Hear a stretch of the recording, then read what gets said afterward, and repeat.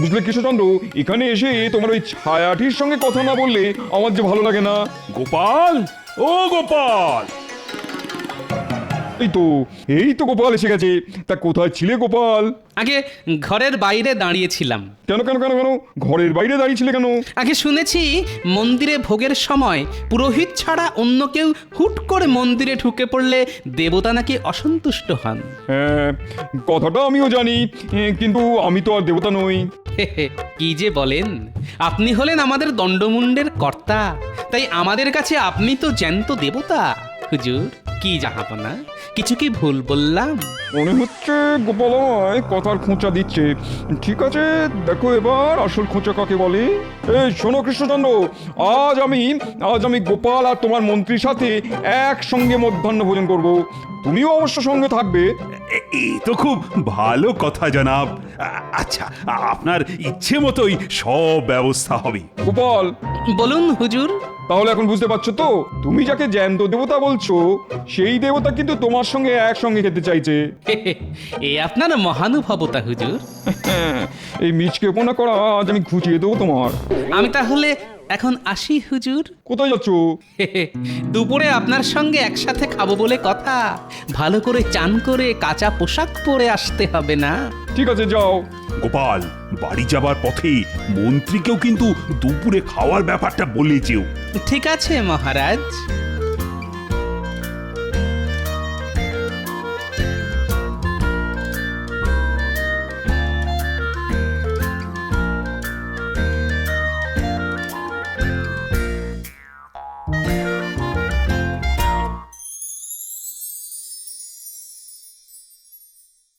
গিন্নি, গিন্নি, কোথায় গেলে গো? কি হলো কি? বাড়িতে পা দিয়ে এমন হই হই শুরু করে দিলে কেন? গিন্নি, আজ নবাব বাহাদুরের সঙ্গে একসাথে খাওয়ার নিমন্ত্রণ পেয়েছি, আর নিমন্ত্রণ করেছেন স্বয়ং নবাব। দাও দাও দাও গিন্নি, তোমার ওই মাথায় মাখার সুগন্ধি তেলটা একটু দাও তো।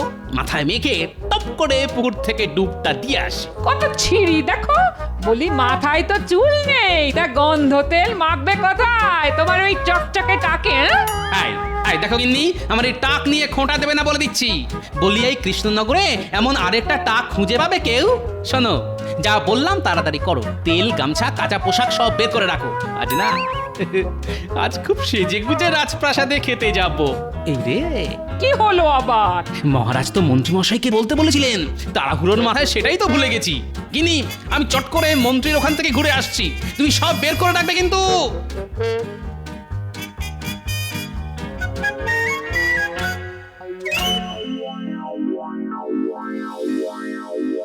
এটা কি রকম হলো হুজুর? গোপালের সঙ্গে হঠাৎ একসাথে খেতে চাইলেন কেন? একসাথে খাওয়া একটা অছিলা মাত্র। আসলে খেতে বসে যেন তেন প্রকারে গোপালকে অপদস্থ করাই হলো আমার আসল উদ্দেশ্য, বুঝলে হুজুর? এবার বোঝা গেল। তা হুজুর, গোপালকে অপদস্থ করতে চান সে কথা তো আমাকে বললেই পারতেন। মাথা খাটিয়ে এমন একটা মতলব বের করে দিতাম না? থাক, তোমার মুরত আমার জানা হয়ে গেছে। এর আগে বহুবার তুমি নানান মতলব বের করেছো, কিন্তু প্রতিবারই সেই মতলবকে বুড়ো আঙুল দেখিয়ে দিয়েছে গোপাল।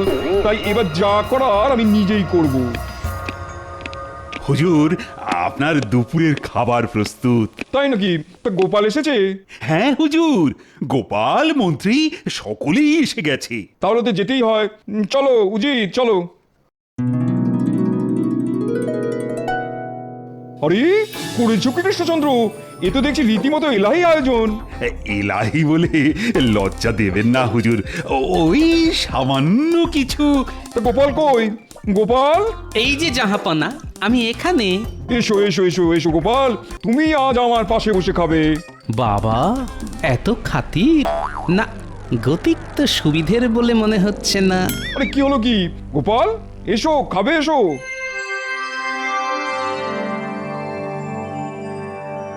তাহলে এবার খাওয়া শুরু করা যাক। এই কি জাহাপনা, খাওয়ার আগেই যে আপনি জল খেয়ে ফেললেন। জল খেয়ে পেট ভরিয়ে ফেললে খাবেন কি করে? আসলে খাওয়ার আগে এক ঢোক জল খেয়ে গলা ভিজিয়ে না নিলে আমার গলা দিয়ে আবার খাবার নামে না। এটা আমার বহুদিনের অভ্যেস। বড় অদ্ভুত অভ্যেস তো। আচ্ছা গোপাল, বলুন জাহাপনা। শুনেছি তুমি নাকি প্রচুর খেতে পারো। ঠিকই শুনেছেন হুজুর, গোপাল হাসতে হাসতে একসঙ্গে 20 জনের খাবার খেয়ে নিতে পারে। তাই নাকি? তাহলে তাহলে আজকে খেয়ে দেখাও তো গোপাল। কি যে বলেন হুজুর, সে অল্প বয়সে একটু আধটু খেতে পারতাম, কিন্তু এখন বয়স হয়ে গেছে, তাই আর আগের মতো খেতে পারি না হুজুর। আচ্ছা গোপাল, তুমি তুমি কখনো কাউকে নিমন্ত্রণ করে খাইয়েছো? নিমন্ত্রণ? গোপাল করবে নিমন্ত্রণ? কি যে বলেন হুজুর, আপনি ভাবতে পারবেন না ও কি ধরনের কিপটে। কি গোপাল, মন্ত্রী কি বলছে? তুমি নাকি খুব কিপটে। আসলে আমি যে খুব গরিব, 5 জনকে নেমন্তন্ন করে খাওয়াবার সাধ্যি কোথায় আমার। এই গোপাল, বাজে কথা বলো না তো। মহারাজের কাছ থেকে খুব একটা খারাপ বেতন পাও না তুমি, আর তার ওপর মহারাজ তোমায় তো ছুতোয় না, তাই তোমায় কিছু না কিছু দিয়েই থাকে। আজ এটা, কাল ওটা, সোনা, মোহর, টাকা, এইসব পুরস্কার তো পেয়েই যাও মাঝে মধ্যে। তাই নাকি গোপাল? তাহলে তো তুমি রীতিমতন বড় লোক। ঠিক আছে ঠিক আছে, আমি খাবো। কি খাবেন হুজুর? তোমার বাড়িতে নিমন্ত্রণ, আর সেটা কালই খাবো। সর্বনাশ করেছে, নবাবকে খাওয়াতে গেলে তো অনেক টাকা খরচ হয়ে যাবে। বেটা কি আমাকে কোনো প্যাঁচে ফেলার চেষ্টা করছে? হারকিপটে গোপাল আজ নবাবের কাছে আচ্ছা জব্দ হয়েছে দেখছি। কি গোপাল, খাওয়ানোর কথা শুনে চুপ করে গেলে কেন? হুজুর, আমার বাড়িতে মাটির মেঝে, বসতে আপনার অসুবিধে হবে। আসন পেতে দিলে আমার অসুবিধা কোথায়? আপনাকে খাওয়াবার মতো ভালো বাসনপত্র যে আমার নেই হুজুর। বাসন লাগবে না, কলা পাতায় খাবো। আর তেমন হলে মাটির ভাঁড়ে করেই না হয় জল দিও। এই তো আচ্ছা ফ্যাচাঙে পড়ে গেল, হতভাগা তো দেখছি না খেয়ে ছাড়বে না। কি গোপাল, খাবে তো? খাইয়ে দাও গোপাল, খাইয়ে দাও। স্বয়ং নবাব বাহাদুর যখন এত করে বলছেন। কি হলো গোপাল, খাওয়াবার মতন দম আছে তো, নাকি খাওয়ানোর কথা শুনেই সব দম ফুস হয়ে গেল? ঠিক আছে ঠিক আছে, কাল না হয় আপনি আমার বাড়িতেই খাবেন।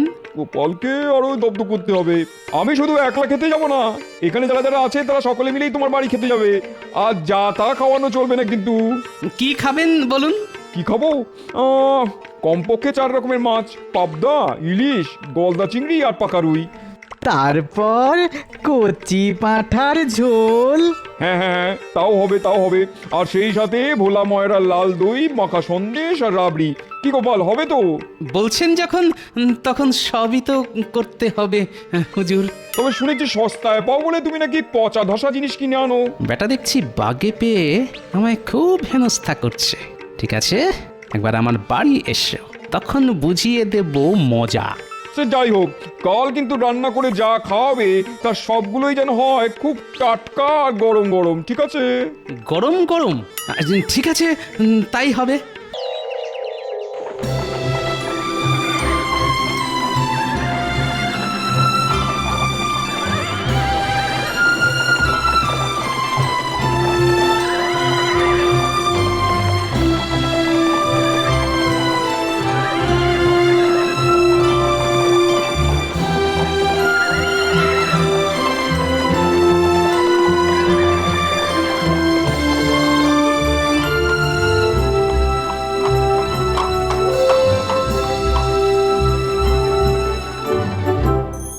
এই এসে গেছেন, এসে গেছেন, নবাব বাহাদুর এসে গেছেন।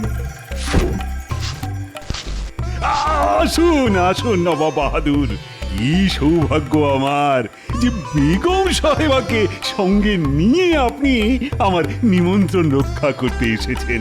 আরে আসতে তো হবেই কৃষ্ণচন্দ্র, আর তুমি নিমন্ত্রণ করেছো আর আমি আসবো না? আসুন, ভেতরে আসুন আসুন। তো কেমন আছো কৃষ্ণচন্দ্র? ভালোই আছি জাহাপানা। তো ভালো তো থাকবে, অন্তত গোপাল যতদিন তোমার সঙ্গে ছায়ার মতন লিপ্টে আছে ততদিন তুমি তো ভালো থাকবেই। কি বলো গোপাল? কে যে কার সঙ্গে ছায়ার মতো লেপ্টে আছে সেটা কে বলবে নবাব বাহাদুর? ওই যে কথায় আছে না, তৈলধার পাত্র না পাত্রধার তৈল।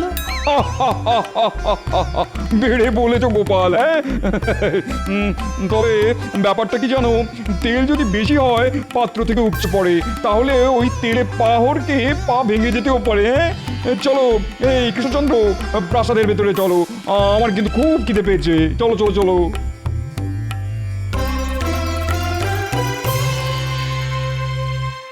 হলো তো নবাবের সাথে আগ বাড়িয়ে কথা বলতে যাওয়ার ফল হলো তো? মনে হচ্ছে নবাব ভারী চটে গেছেন। তাতে আমার কি, আমি নবাবের খাইও না পড়িও না। নবাব চটলে হয় দুমুঠো ভাত বেশি খাবেন, না হয় কম খাবেন। শুনলে সেনাপতি, গোপালের চ্যাটাং চ্যাটাং কথা শুনলে? সে তো শুনলামই। যেদিন নবাবের খপ্পরে পড়বে না, সেদিন দেখবে ওর কি হাল হয়। ঠিক বলেছেন মন্ত্রী মশাই, গোপালের হবে এমন হাল যেন ফুটো নৌকো ছেঁড়া পাল। আসুন নবাব বাহাদুর, আসুন, এইবার প্রাতরাশটা সেরে নিন। আরে করেছো কি কৃষ্ণচন্দ্র? এত খাবার কি খাওয়া যায় নাকি? এ তো কি বলছেন? না না না না, এ তো অতি সামান্য। এটা সামান্য? এই পরিমাণ দল খাবার যদি সামান্য হয়, তাহলে মধ্যাহ্ন ভোজনের অসামান্য খাবারের পরিমাণ যে কি হবে সেটা ভাবলেই তো আমার কেমন ভয় হচ্ছে। তাহলে কি কিছু খাবার তুলে নিতে বলবো?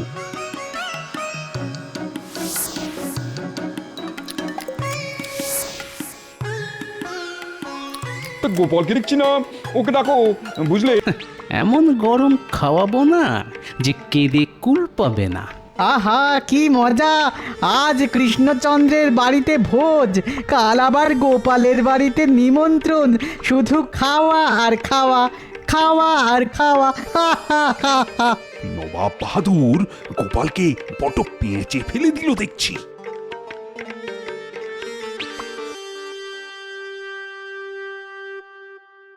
বলছো কি গো, এত রকম খাবে? এ তো অনেক টাকার ধাক্কা। তারপর আমার খাটুনি, কি করে হবে এসব? এসব নিয়ে এক্কেবারে দুশ্চিন্তা করো না গিন্নি, এক্কেবারে দুশ্চিন্তা করো না।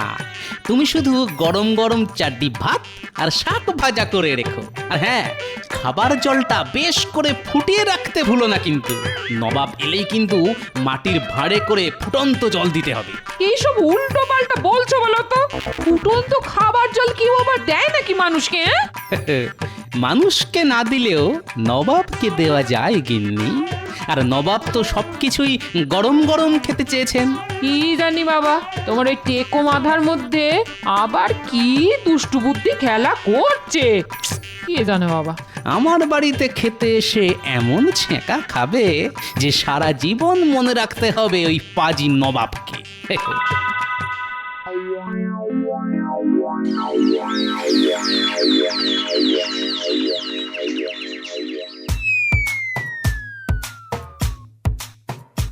গিন্নি গিন্নি গিন্নি, পেতে ফেলো পেতে ফেলো, বেড়ে ফেলো। কি পাতবো বলি, কি বাড়বো? পাতবে আসন আর বাড়বে ভাত।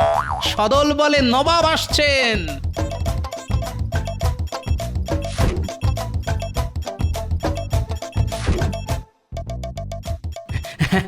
আসুন আসুন নবাব বাহাদুর, আসুন মহারাজ। আহা কি সৌভাগ্য আমার। খাবার প্রস্তুত? আগে প্রস্তুত হুজুর। ওই যে আসন পাতা হয়ে গেছে, শুধু কষ্ট করে বসে পড়লেই সব একেবারে গরম গরম এসে পড়বে। কৃষ্ণচন্দ্র, তাহলে বসে পড়া যাক, কি বলো?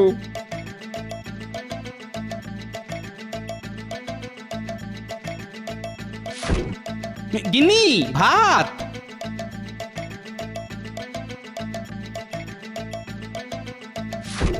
এ কি, শুধু শাক ভাত?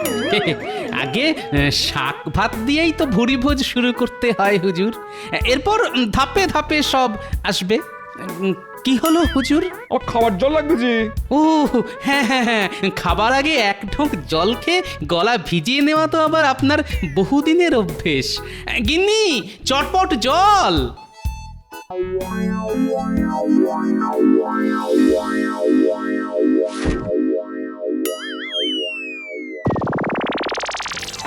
ওরে বাবা, পড়ে গেল, জল খাও।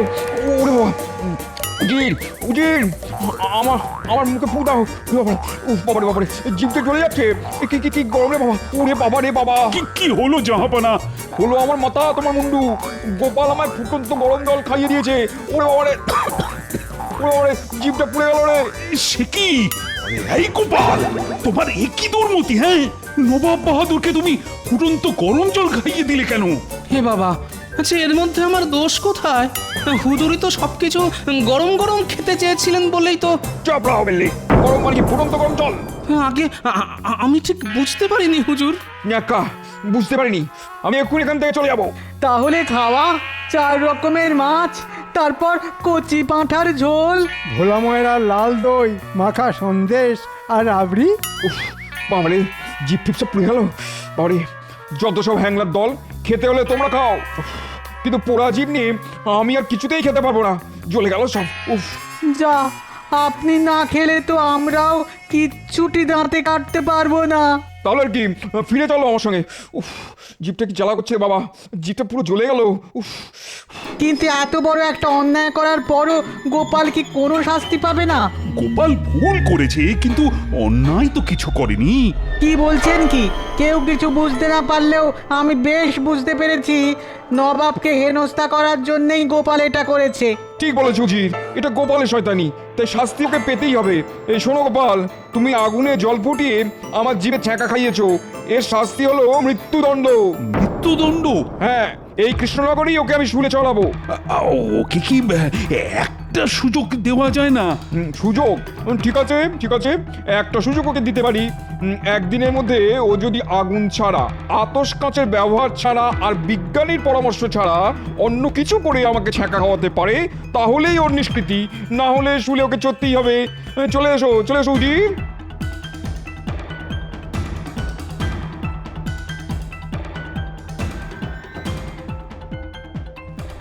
এ কি করলে বলো তো গোপাল? হ্যাঁ, এবার যে তোমাকে শুলেই চড়তে হবে। চিন্তা করবেন না মহারাজ, আপনার গোপালকে শুলে চড়ানো এত সহজ নয়।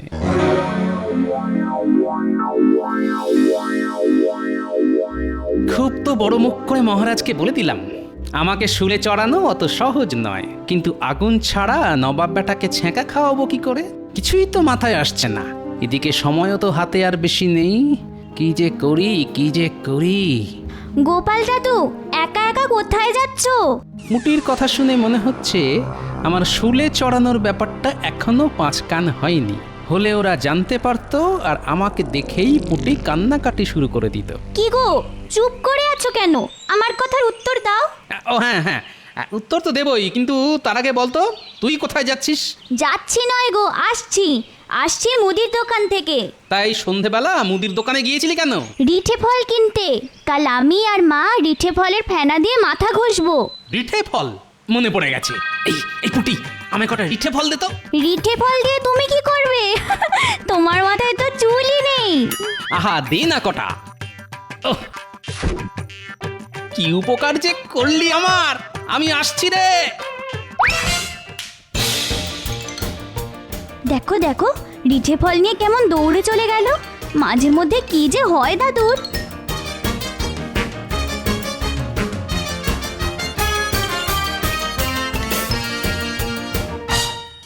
তুমি কি করলে ঠাকুর?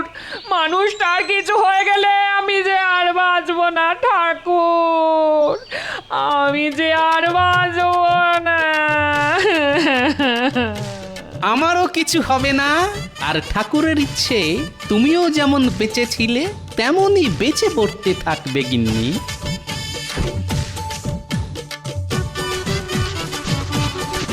ওটা আবার কি করছো? গিন্নি, তোমার হাতটা একটু দেখি। কেন? আহা, দেখি না। ওরে ওরে ওরে বাবা রে বাবা বাবা, কি জোর ছ্যাঁকা লাগলো গো। ছ্যাঁকা ছ্যাঁকা, মার দিয়া কেল্লা। আমি আসছি গিন্নি। মানুষটার কাণ্ড কারখানা বোঝে কার সাধ্যি।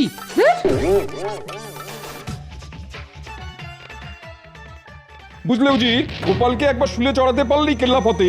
এরপর আমি কৃষ্ণচন্দ্রকে নানান ভাবে নাস্তানুবুদ করে ওর কাছ থেকে কৃষ্ণনগর কিনে নেবো, বুঝলে? তারপরে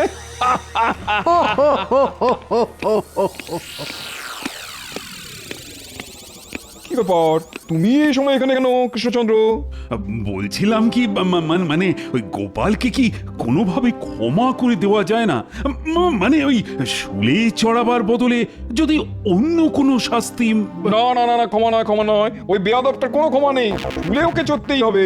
আসতে পারি? ছ্যাঁকা খাওয়াতে এসেছো? আগে হ্যাঁ। আগুন ছাড়া তো? সঙ্গে কোনো আগুন নেই, তাই অবশ্যই আগুন ছাড়া। সূর্য অনেকক্ষণ ডুবে গেছে, তাই আতস কাঁচও কোনো কাজে লাগবে না। আর বিজ্ঞানীকে তো আপনি নজরবন্দি করে রেখেছেন হুজুর। বাজে কথা ছাড়ো, ছ্যাঁকা খাওয়াতে হলে খাওয়াও, নাহলে শুলে চড়ার জন্য প্রস্তুত হও।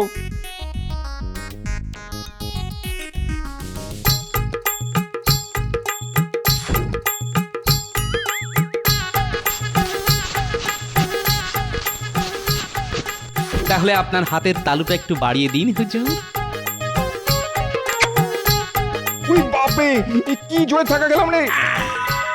আর খাবেন হুজুর? না না না, খুব হয়েছে খুব হয়েছে, আর না আর না, উরে বাবা রে, হাতের তালু যেন জ্বলে যাচ্ছে। তাহলে আমার শুলে চড়া ও, বাতিল করে দাও বাতিল করে দাও। উফ। তাহলে বুঝতে পারলেন তো, গোপালকে শুলে চড়ানো অত সহজ নয়। কিন্তু কিন্তু এটা কি করলে? আগুন ছাড়া ছ্যাঁকা? হুজুরের হয়তো জানা নেই যে রিঠে ফলের বীজকে মাটিতে ঘষলে সেটা খুব তেতে ওঠে, আর তার থেকেই ছ্যাঁকা। সাবাস সাবাস গোপাল সাবাস, তোমার এই বুদ্ধির জন্য তুমি 100 মোহর পুরস্কার পাবে। সাবাস সাবাস গোপাল সাবাস। ধন্য তোমার বুদ্ধি গোপাল, ধন্য তুমি, ধন্য গোপাল। আমি অতি নগণ্য। যা, গোপাল এবারেও জাল কেটে বেরিয়ে গেল। ও যে পাকা রুই মাছ, ছোটখাটো জালে কি ওকে ধরা যায়?